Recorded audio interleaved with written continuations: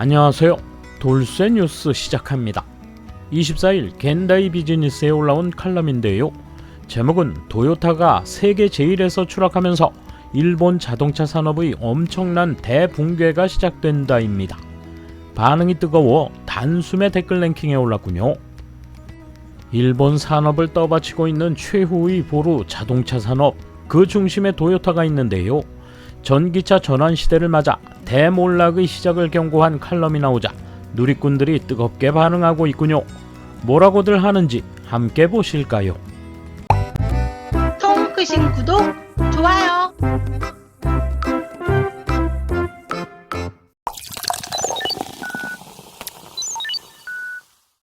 세계의 EV화, 즉 전기차로의 전환 흐름은 이미 결정되었다.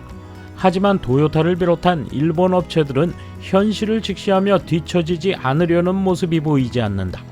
기세등등한 신흥기업에 일본의 자동차 산업 근간이 무너지고 마는가. 일본 자동차의 매출이 70년대 후반과 같은 수준까지 떨어졌다고 한다.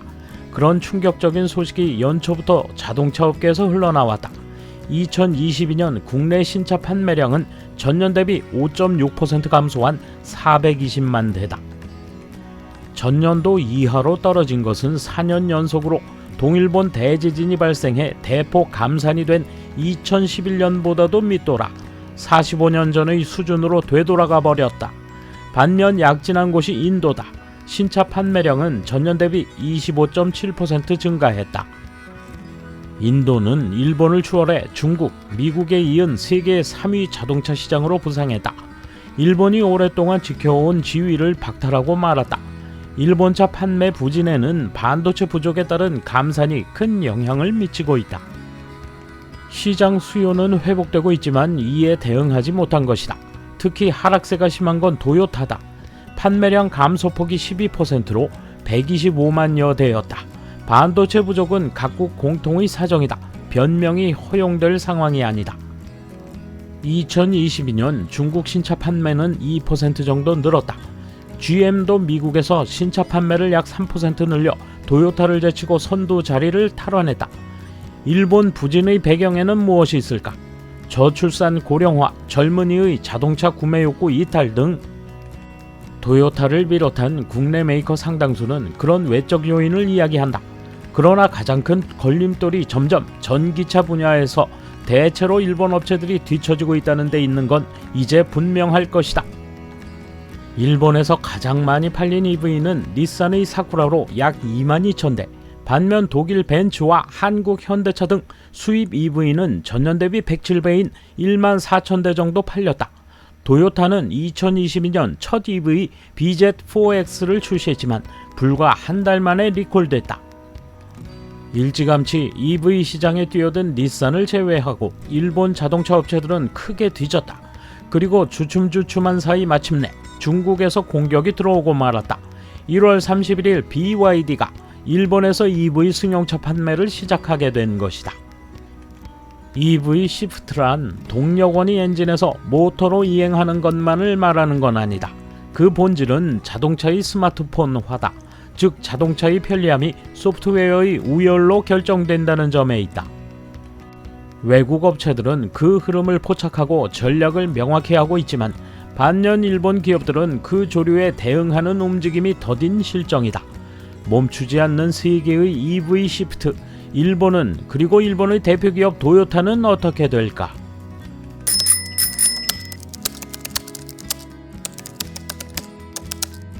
유럽의 전기차 전환은 하이브리드 차에서 타이 추종을 불허하는 일본 차를 무너뜨리기 위한 술책입니다.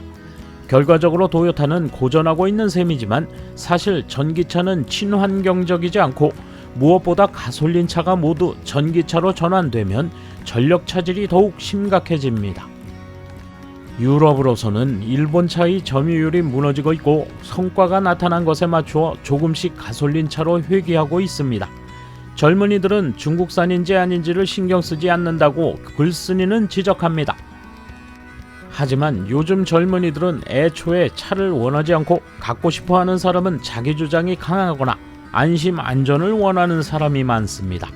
해외에서는 싸면 그만이라는 인식이 크겠지만 일본에서는 안 팔릴 것 같아요.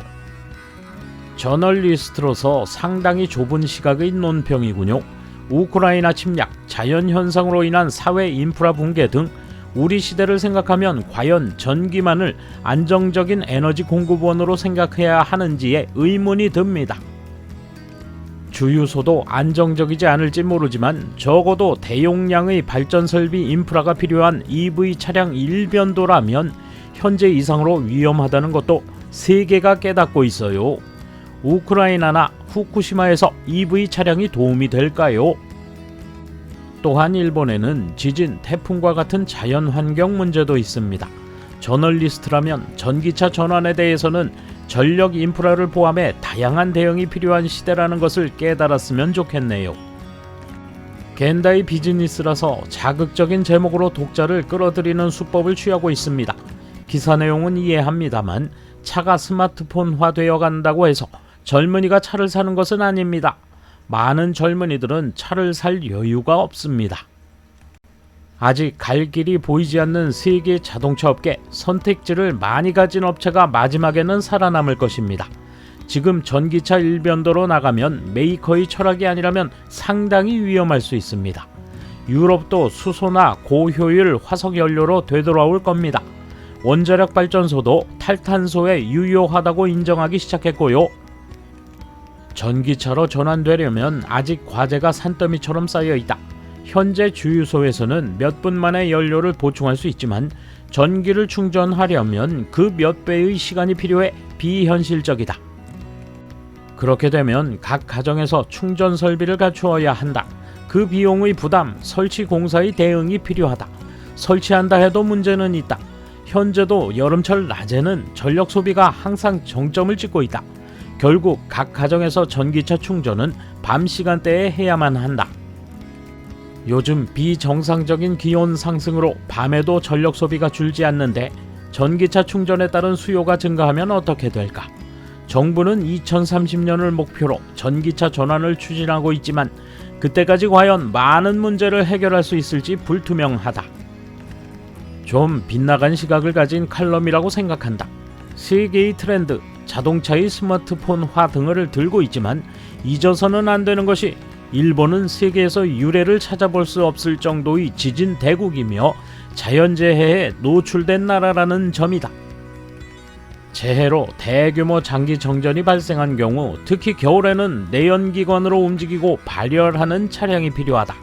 제시의 연료 확보라는 과제는 공통적이지만 유럽이 안고 있는 리스크와 일본의 리스크는 결코 같지 않다는 것을 심각하게 생각해야 한다.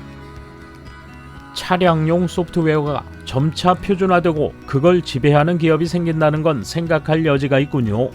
스마트폰이 아이폰과 안드로이드 폰으로 양극화되어 있듯이 그걸 기반으로 살 수밖에 없는 상황 같은 게 있을 것 같습니다. 일본의 국내 신차 판매량이 준 것은 국내 경제 문제지 도요타를 비롯한 제조사의 생산 및 판매와는 무관하다. 인도가 약진한 것도 인도의 국내 환경 변화로 인구가 늘고 경제가 성장하면서 판매량이 늘고 있을 뿐이다. 또한 딱히 인도 생산 차량이 세계적으로 잘 팔리는 건 아니다. 인도에서만 그런 것이다. 환경 문제가 아니라 경제 문제인 전기차를 마냥 내버려 두어도 되는 건 아니지만 이 점에서는 분석이 빗나갔다. 돌쇠 한마디. 온갖 구실을 찾아내며 위험한 상황에 안주하고 있군요. 계속 이렇게 해주고 있으니 우리는 팝콘 들고 기다릴 수밖에요. 감사합니다. 돌쇠 물러갑니다. 이번 소식은 여기까지입니다. 시청해주셔서 감사합니다. 돌쇠처럼 꼬직하게, 마님처럼 화끈하게.